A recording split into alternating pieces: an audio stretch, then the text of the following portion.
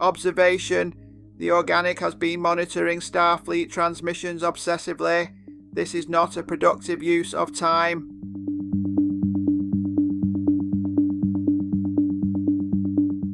Okay, let's just pull the band-aid off, shall we?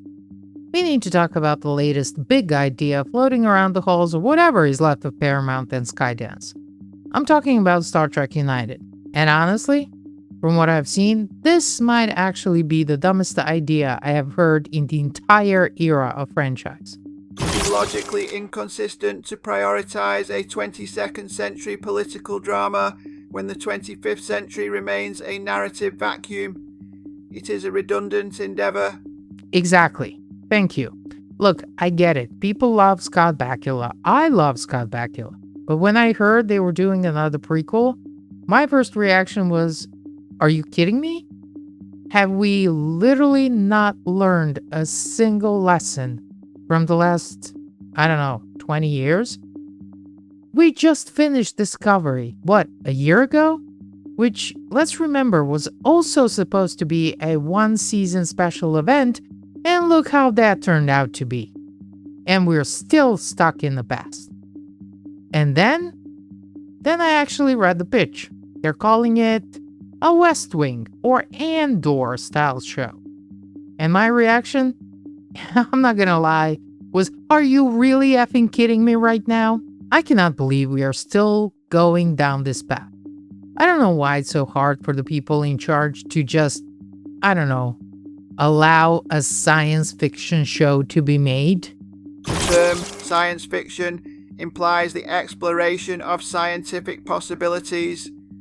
Political thrillers imply the exploration of bureaucratic inefficiency. They are not synonymous. That's the heart of it. I don't want a Game of Thrones in space. I'm not interested in a political thriller where everyone is whispering in dark corners of Babel. If I wanted to watch a show like Andor, I would just watch freaking Andor. It's right there. Can we just go back to the beginning for a second? Think about the actual writers who built this genre.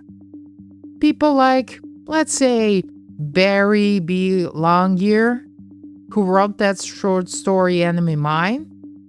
It originally came out in one of those science fiction chronicles or one of those magazines back in the day. We even had our own version of that in TNG, The Enemy, you remember? Where Geordi was stuck on that planet with the Romulan. That was the Enemy Mine story done right. And how about Ursula K. Le Guin? She wrote the story The Ones Who Walk Away from a Malice. You know, the one about the city where everyone is happy because one child suffers in the dark. And Strange New Worlds actually did a version of it back in the season 1.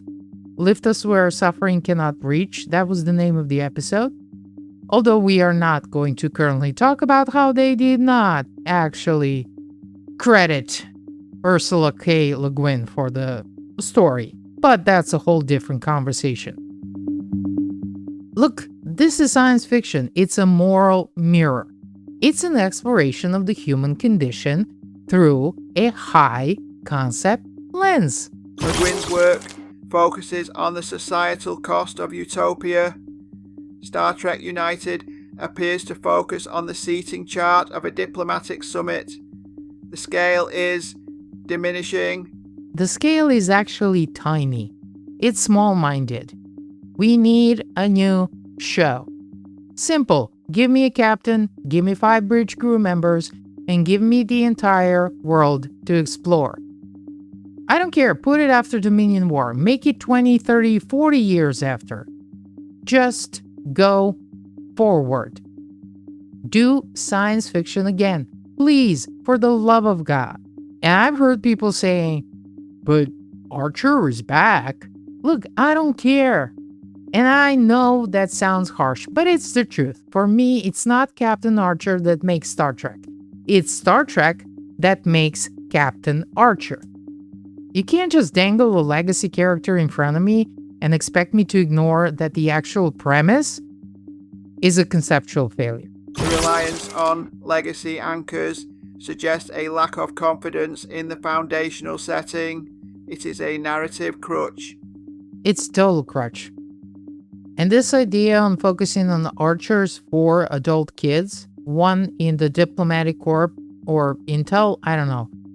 It feels like we're making, I don't know, like Succession with communicators. Why? I'm asking you, why? If Star Trek was doing fine, if we had maybe 3 or really 4 solid seasons of Star Trek right now, then sure, this might be an interesting little miniseries experiment in, I don't know, 10 years from now. But right now, when the franchise is literally on its knees and struggling to find its soul, this is kind of the last thing we need. Section 31 film received a Golden Raspberry Award for its failure, doubling down on Federation intelligence whose storylines is statistically likely to produce a similar deficit in quality. Take that with a grain of salt, but you know what? You're right. We keep leaning into the whole gritty realism and the political intrigue, and we're losing the wonder. We're losing the strange new worlds. The actual one, not the one with the puppets that we're apparently going to get. I want to see a crew face, I don't know, an anomaly that challenges their perception of time. I want to see them negotiate with a life form that doesn't have a bipedal political structure. I don't want to watch Archer's kids argue about trade routes on Babel. It's exhausting. It really is. We have this massive universe, and we keep trying to turn it into a boardroom drama. Or, well, in the case of Starfleet Academy, we were trying to turn it into a bedroom drama. Anyways, just give us a ship. Give us a mission. Give us the science back into the science fiction. Anyway, I think I ranted enough for today. But honestly, I'm curious. Am I the only one who thinks this West Wing pitch is like a complete dead end? Or are we really that desperate for member berries that will take anything with a familiar face on it? Desperation is a poor substitute for a coherent production Bible. It is inefficient. Tell me about it. Now, let's just hope someone at Skydance actually picks up a book by Ursula K before they greenlight another prequel. Until the next one, M5, full impulse. Engage. Support the organic creator. Like, share and subscribe.